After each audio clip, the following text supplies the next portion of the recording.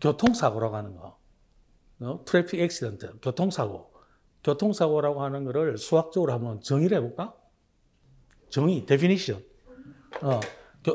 지금 내가 문제를 낸 게, 문제가 뭐냐면, 교통사고라고 하는 것의 definition이 뭐냐, 정의가 뭐냐, 정의. 약속. 우리가 집합 그러면 뭐, 일정한 조건을 만족하는 것들의 모임으로서 그 모임의 대상인지 아닌지 이렇게 명확히 알 수 있는 그런 모임을 집합을 한다. 이렇게 수학에서 정의를 다 하잖아요. 교통사고의 정의는 뭐냐 이거죠. 도로에서 일어날 수 있는 예상하지 못한 사건. 그렇죠. 뭐 그런 식으로 일상적으로 말할 수 있겠죠. 그죠? 자, 그런데 제가 보세요. 교통사고를 제가 한번, 자, 이게 뭐 차가 있고 여기 뭐 자전거가 있다. 자전거가 있다. 근데 이게 꽝 했어요. 꽝. 꽝. 그러면 이 수학적으로 제 생각은 이렇게 말해야 돼. 어떤 한 점을 두 물체가 공유하는 사건이야. 공유하는 사건. 한 점을 두 물체가 공유를 해버리는 사건. 한 점만, 딱 한 점. 딱 한 점이면 돼. 뭐 두 점, 세 점이 상관없어. 근데 최소한 한 점을 두 물체가 공유를 해버렸어. 그게 교통사고다. 라고 내가 수학적 지금 정의를 탁 내린 거야. 이 정의를 들으니까 여러분도 이게 논리적이야, 비논리적이야? 논리적이지. 그치? 자, 그러면 지금 여기서 내가 이야기하려고 하는 거는 차원에 대한 이야기를 꺼내려고 그래. 자, 0차원. 0차원은 뭐야? 0차원은 점이야. 점. 이 점이 전체의 세상인 곳에서, 한 점이 전체의 세계인 세상인 곳에서 두 개의 자동차가 있다고 그래봐. 그럼 무조건 교통사고야. 왜? 한 점에 두 물체가 있잖아. 아예 한 점이 온 세상인 곳이 있다면, 한 점이 온 세상인 곳이 두 자동차가 있다면 그거는 100% 교통사고야. 그러면 이 교통사고를 해결하기 위해서 1차원으로 가야 돼. 도로를 만드는 거야, 도로를. 즉, 선을 만드는 거야. 선. 1차원으로. 선이 1차원이야. 그럼 여기에 차가 이렇게 다니면 조금 전보다 0차원보다는 좀 낫지. 반드시 일어나는 건 아니잖아. 일어날 때도 있고 안 일어날 때도 있고. 그렇지? 그렇지만 우리가 도로에 차가 다닐 때 교통사고 일어나? 안 일어나? 일어나기도 하지. 그러면 이 확률을 떨어뜨리기 위해서는 뭘로 해결해야 돼? 2차원. 2차원이 뭐야? 면이야, 면.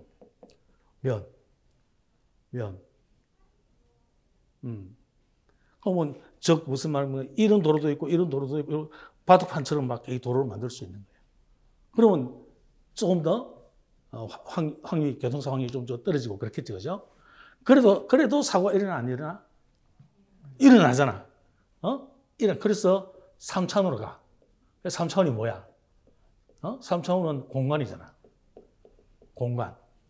그 공간에 반영된 게 뭐가 있겠어? 이런 평면적인 도로 외에 뭐가 있다? 뭐 지하도 뭐 고가도로, 입체형의 어떤 도로들, 그죠? 입체형 도로. 그러면 조금 더 교통이 원활해지고 사고가 일어날 확률이 좀 더 줄어들고 그런 거잖아요. 그죠? 자, 그래서 지금 내가 이 교통사고를 하는 걸 정의를 해놓고는 그 교통사고 문제를 해결하기 위해서 차원을 높여가면서 문제가 해결되고 있다라는 것을 이렇게 비유로서 아주 쉽게 내가 설명한다고 한 거예요. 쉽죠? 쉽죠? 좋습니다. 자, 그럼 그 다음에 여기에 네 자루의 펜이 있어요. 이 네 자루의 펜이 있는데 이 네 자루의 펜으로 정삼각형 두 개를 만들어 보실 분, 손 들어봐요. 이 네 가지 펜이 길이가 같은 성분이라 생각하세요. 그럼 이걸로 한번 정사각형 두 개 만들어 봐요. 자, 잘 안 돼요? 잘 안 돼요? 자, 여러분, 정삼각형의 정의가 뭐예요? 세 변의 길이가 같고 세 각이 같은 삼각형이잖아요. 이걸로 정삼각형 두 개 만들어 볼게요. 자, 어떻게 하냐면 여기 한 개가 있잖아요. 그죠? 나머지 한 개로 여기를 쭉 누르는 거예요. 그러면 두 개로 보여요. 정삼각형 두 개 됐잖아요. 아, 이건 제가 분위기를 부드럽게 하려고 넌센스를 낸 거예요. 넌센스를. 진짜 문제예요. 진짜 문제는 뭐냐면은 이제 이게 하나, 둘, 셋, 6개가 있어요. 6개. 6개가 있는데 이거로 정삼각형 4개. 자, 이거는 넌센스 아니에요. 이거는 이렇게 하나 만들고 이 3개를 가지고 말이죠. 이렇게 정사면세를 만드는 거예요. 그럼 하나, 둘, 셋, 여기 4개. 그러니까 6개를 가지고 정확하게 정말로 이거는 진담으로 4개를 만들었죠. 자, 이게 무슨 이야기입니까? 제 이야기는 봐요. 평면에서 이 문제를 해결할 수 있다, 없다? 없다, 이 말을 하는 거예요. 방금 이 퀴즈는 2차원으로 해결하지 않고 뭐로 하면 해결할 수 있다? 3차원. 그래서 우리가 가끔 이런 말을 쓰잖아요. 차원이 다른 생각을 해봐라. 그런 말 들어보죠. 자, 차원이 달라지니까 밑에 차원에서는 해결 안 되던 문제가 그 위에 차원의 사고로는 해결이 되는 걸 보고 있는 거예요. 자, 여러분, 그 다음으로 넘어갑니다. 그 다음 이야기예요. 4차원이 뭐예요? 4차원. 4차원이 뭐죠? 4차원. 3차원에서 시간의 그렇죠. 시공간입니다. 4차원은 뭐다? 시공간이다. 그런데 이거 한번 생각해 보라고. 이거 안 이상하나? 봐요. 점이 이렇게 움직이면 뭐가 돼요? 선이 되죠. 선이 이렇게 움직이면 뭐가 돼요? 면이 되죠. 이 면이 면이 쭉 움직이면 뭐가 돼요? 입체, 공간을 형성하잖아요. 그런데 공간이 움직이면 시간이 된다고? 그거 좀 뜬금없지 않아요? 0차원이 1차원 된 거하고 1차원이 2차원 된 거하고 2차원이 3차원 된 것까지는 뭔가 개통성이 있어. 그런데 3차원 다음에 4차원이 왜 시공간인데? 뜬금없잖아. 좀 그래요, 안 그래요? 그렇죠, 그죠? 자, 그러면 왜 시공간이라는 이야기를 제가 비유로서, 증명이라기보다는 비유로서 이해를 시켜볼게요, 여러분들. 여러분, 자, 여기로 와보세요. 입체형 도로가 됐다고 해서 교통사고 안 일어납니까? 일어나죠. 그래서 잘 생각해 보세요.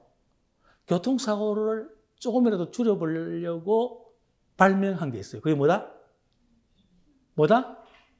신호등. 뭐라고? 신호등이에요, 신호등. 신호등을 뭘 조절하는 거예요? 시간을 조절하는 거다. 신호등이란 시간을 조절하는 거다. 그 신호등을 도입하면, 신호등을 잘 지키면 교통사고를 혁신적으로 줄일 수 있잖아요. 이 비유를 우리가 생각해 볼 때 3차원에 일어나는 문제를 시간을 조절함으로써 많은 문제를 해결할 수 있다는 것을 볼 때 4차원이 시간 플러스 공간일 거라는 것은 상당히 일리 있는 예상이에요. 이거는 제가 이런 비유를 통해서 왜 시공간이 됐는지를 증명했다기보다는 그냥 설명했다, 이해시켰다라고 생각하는 게 더 옳아요. 자, 이제 자신 있게 여러분들이 어디 가서도 조카한테 4차원이 왜 시공간인지 알아? 왜 시간이라는 게 붙은지 알아?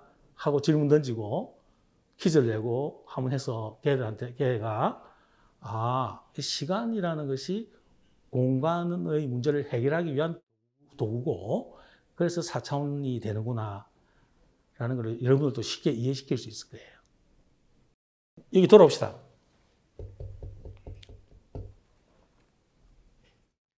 자, 교통사고가 어떤 한 점을 두 물체가 공유하는 사건이라고 했잖아요. 근데 우리 수학하는 사람들은 엄밀성이 있어야 돼. 그럼 이제 교통사고를 지금 와가지고 다시 처음으로 돌아서 정의를 해보자고. 이 정의에 문제가 없을까? 교통사고는 어떤 한 점을 두 물체가 공유한 사건이다 라고 하면 끝날까? 뭐라고? 그렇지. 어떤 한 점을 두 물체가 같은 시각에, 같은 뭐라고? 시각에 공유한 사건이라는 거야. 4차원의 개념으로 교통사고를 정의해야 되는 거야. 그래서 교통사고를 엄밀히 정의하면 어떤 한 점을 두 물체가 같은 시각에, 즉 동시에 공유한 사건이 교통사고다. 그래서 오늘 이 강의를 통해서 우리가 배운 걸 한번 생각해 보자고. 배운 거는 저차원의 문제를 해결할 때는 차원을 높여서 해결하면 근원적 해결이 되는 경우가 많다. 그래서 차원이 높은 사고방식이 우리한테 굉장히 중요하다는 거. 그리고 4차원이 왜 시간 플러스 공간이 됐을까 하는 그 비유를 통한 해설. 그게 우리가 오늘 익힌 거예요. 여러분들이 많이 여기서 느낀 거를 우리 컨텐츠에도 살려서 재미있게 반영해 주세요.